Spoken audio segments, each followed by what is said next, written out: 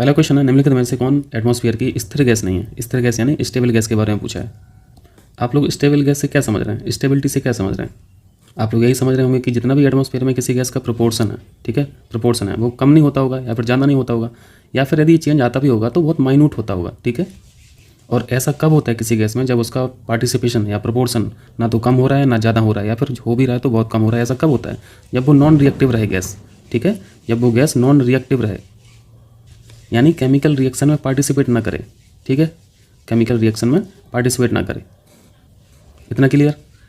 अगर रिएक्शन करेगी कोई गैस, केमिकल रिएक्शन यदि किसी गैस का हो रहा है तो फिर वो गैस नहीं रह जाएगी ना, उसका स्वरूप बदल जाएगा, तो फिर उस गैस का पार्टिसिपेशन कम हो जाएगा, या फिर कंट्रीब्यूशन कम हो जाएगा, या फिर प्रोपोर्शन कम हो जाएगा, ठीक है। यदि एटमॉस्फेयर में कोई गैस बहुत ज़्यादा है तो इसका क्या मतलब है? इसका मतलब है कि वो तो ना तो घट रही ना बढ़ रही, यानी वो स्टेबल है, ठीक है। तो नाइट्रोजन के बारे में आपने कभी सोचा कि ये 71% इतना ज़्यादा एटमॉस्फेयर में क्यों है? क्योंकि ये नॉन रिएक्टिव गैस है, ठीक है, नॉन रिएक्टिव गैस है। ये केमिकल रिएक्शन में पार्टिसिपेट नहीं करती है, करती भी है तो बहुत कम एक्सटेंट में, बहुत कम एक्सटेंट में। इतना क्लियर है? यहाँ पे नहीं पूछा है। तो स्टेबल गैस कौन नहीं रहेगी? जो केमिकल रिएक्शन में पार्टिसिपेट करेगी, या फिर जो रिएक्टिव गैस रहेगी वो स्टेबल नहीं रहेगी, ठीक है। तो कार्बन डाइऑक्साइड जो है वो हाईली रिएक्टिव गैस है, ठीक है, तो ये स्टेबल गैस नहीं है, ठीक है, स्टेबल नहीं है। तो आंसर क्या हो जाएगा? डी हो जाएगा। आर्गन तो आपको पता है, आर्गन तो नोबल गैस में आती है। नोबल गैस ऑब्वियसली ये तो अक्रिय गैस है ना, समझ में आया, ठीक है। ऑक्सीजन भी रिएक्टिव गैस है लेकिन उतना नहीं है जितना कार्बन डाइऑक्साइड, ठीक। तो यहाँ पे आंसर डी हो जाएगा। मैं यहाँ पे आपका 30 सेकंड 40 सेकंड और लूँगा, जिनको नहीं देखना है वो स्किप कर देना, ठीक है। 30-40 सेकंड। आपको पता है कि हर एक चीज़ एटम से बनी है, ठीक है, एटम से बनी है। अगर कोई गैस है तो गैस में भी एटॉमिक मॉलिक्यूल्स हैं।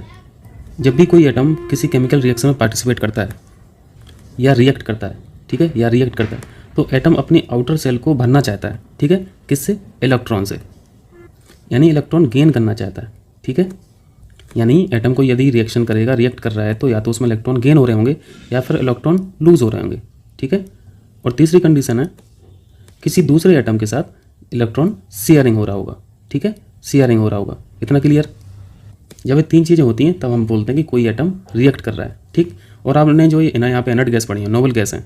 नोबल गैस में क्या है कि नोबल गैस में जितनी भी गैस हैं उनके जो एटम है वो ऑलरेडी उनका जो आउटर सेल है वो ऑलरेडी फुल है, ठीक है, ऑलरेडी फुल है। उनको ज़रूरत नहीं है ना तो इलेक्ट्रॉन गेन करने की, ना ही लूज़ करने की, ना ही इलेक्ट्रॉन शेयर करने की, ठीक है।